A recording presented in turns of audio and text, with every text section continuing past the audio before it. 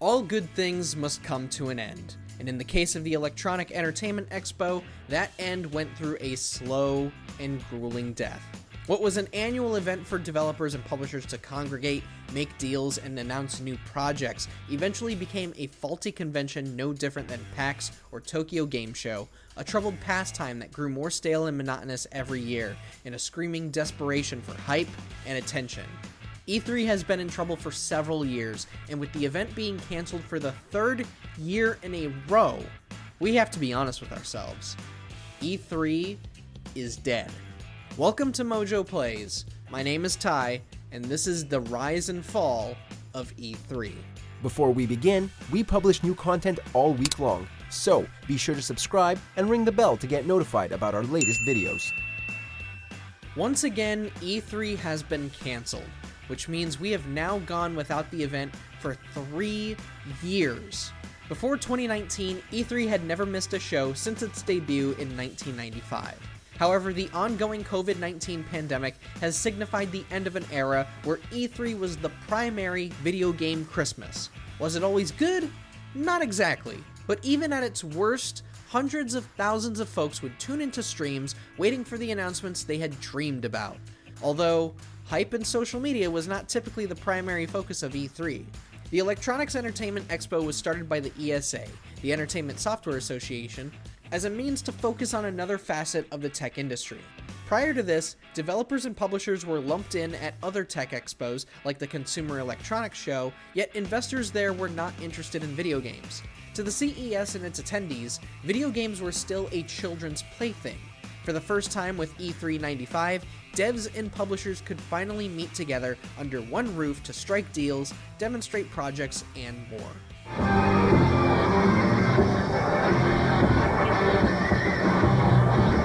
Throughout the late 90s and early 2000s, E3 was very much an insider-only type of event.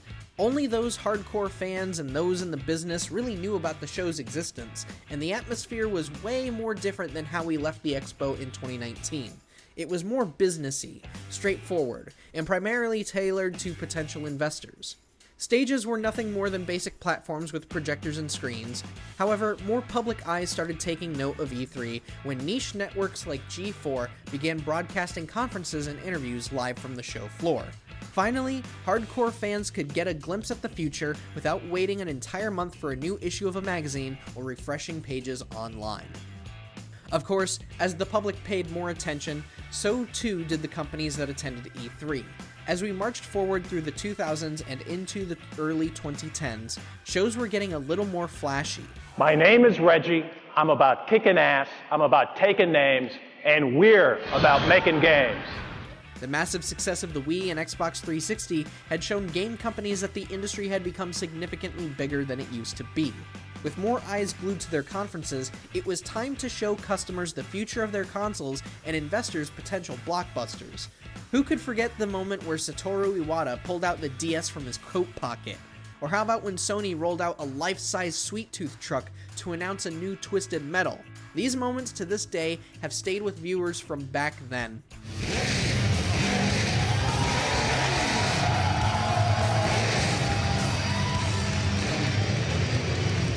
Unfortunately, the early 2010s was also a sign that the spectacle of E3 was going a little too far, farther than what it used to be.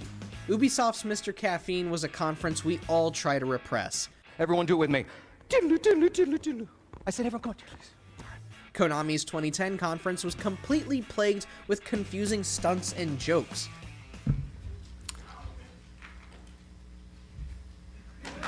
Yes. And whatever happened to that thing, that battle tag? Does anybody remember that, or is that just me? Is that some sort of fever dream that I went through? No? I don't know. Regardless, E3 was certainly being taken down a strange route. Not that awkward moments never happened years prior to Xbox's TV and sports-obsessed conference in 2013, but as social media became more and more prevalent over the years, so too did the outlandishness of conferences. Just to shed some light on how bad this got, allow me to pull up some behind-the-scenes Watch Mojo lists. Every year, we usually did a top 10 best E3 moments and a top 10 worst E3 moments. I worked on both 2018 and 2019 lists, And when compiling these, our worst moments always had way more contenders than best moments. That's how bad E3 was getting. But were bad showcases and attempts to go viral enough to kill off E3? No, there were several other factors at play in the 2010s. In 2013, Nintendo made a surprising decision to not attend E3 and instead began hosting its own event, Nintendo Direct, outside of the convention. A shocking move to many at the time, but understandable today. Why pay for the venue and traveling expenses when we can make all of our announcements through a video presentation for everyone to see at a substantially lower cost?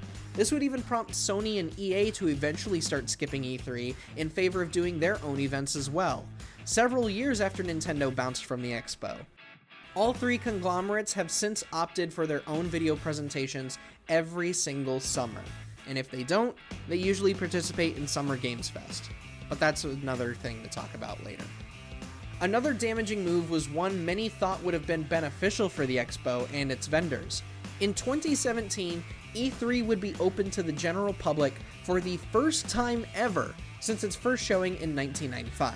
While the ESA would rake in profits in its ticket sales, selling all of its public passes, the show turned into a madhouse. Both developers and media outlets noted how insanely crowded E3 suddenly became. Appointments were missed, queue lines grew longer, and floor management was a disaster. This led to some outlets questioning if the insanity was really worth the travel expenses and mental health impact. It wouldn't be long, though, until they found their answer. In August 2019, less than a couple of months after E3, the ESA suffered an embarrassing security breach. Discovered by YouTuber and journalist Sophia Narwitz, the ESA posted a sensitive document on their own website containing a list of the personal information of countless media outlets and influencers who had attended E3 in recent years. More than 2,000 of the ESA's own partners and customers within the video games media had just been doxxed. All across the internet, outlets and influencers began posing the question about E3's importance. The ESA, on the other hand, offered no apologies, no incentives, no compensation to their partners, vendors, nor attendees. But they would reassure everybody in January 2020 that they had improved security measures. Which, that's enough, I suppose. This improvement in security would prove fruitless in the end, as E3, along with several other events, were forced to cancel their 2020 event due to the COVID-19 pandemic. No organization wanted to be the one to increase infection rates, and governments quickly enforced lockdowns, mask mandates, and more across the globe. Though what would have been E3 season felt no different, as we still got a Nintendo Direct, a Sony State of Play, and several other online presentations about upcoming game releases. While E3 would return in 2021, it was only in online form and felt no different than scouring news articles and YouTube for the latest announcements. Only difference was that E3 kept it all behind a paywall, even though, media outlets offered coverage through free articles. And now here we are with E3 2022 being canceled entirely. No online event, no mask mandate, no nothing. Not even a chance to bring E3 back in and keep it media and industry only. While other organizations, venues, and events have reopened with few problems, these last couple of years of online presentations have left everybody wondering if we really need E3 to make a return.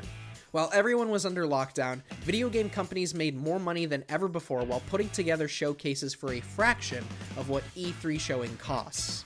No announcements have gone amiss. Media outlets can access preview builds from developers through streaming services like Parsec. No one has to travel anywhere anymore. No one has to waste time waiting in line for 5 minutes with a game and squeezing in between mindless patrons to get to the next booth. There's no trouble anymore. Everything is instant, everything is online, everything is easily accessible now. What is E3's purpose anymore when everyone has found their own way to fulfill their needs and at a significantly lower cost? At this point, E3 is very much dead, at least in name. The industry as a whole has figured out how to work from home. Has it been easy? Not entirely. But as more and more studios choose to work remotely and drum up hype on social media for new announcements on their own accord, what exactly is the point? of conjuring up monumental budgets for venues, having to plan for developers to fly in and out of the country, to talk about their game instead of working on it, hire embarrassing hosts and presenters that don't do any of their products justice and only make for really bad presentations, and constantly worry about being the conversation or at least being a part of it, when you can hire an editor or two, cut together a video, and upload it in very little time. What's the point of going through all that trouble when you can just, boop, there it is, right there on the internet? Publishers look for cheap alternatives, and this has been the best one for them. Sure, the big boys may retain the season and drop huge announcements every June. We'll have our Nintendo Direct, our Sony State of Play, our Xbox conferences, our Summer Games Fests, but E3 2019 may as well have been the last E3 ever, and I think it's time that we all accept it. Once again, E3 is dead, and if they do return next year, it may very well be the last. Check out these other great clips from MojoPlays, and be sure to subscribe and ring the bell to get notified about our latest videos.